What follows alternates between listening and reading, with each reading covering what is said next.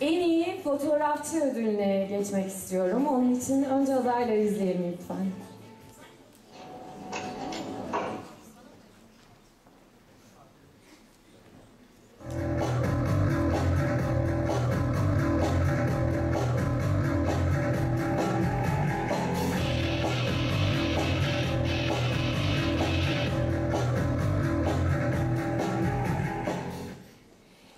En iyi fotoğrafçı ödülü Ahmet Sel.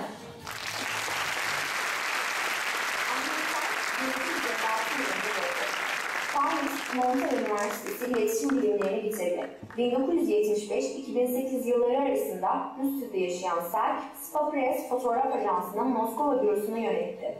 Sel, Fransa'ya döndükten sonra Spa Press'in genel yayın yönetmeni olarak görev yaptı.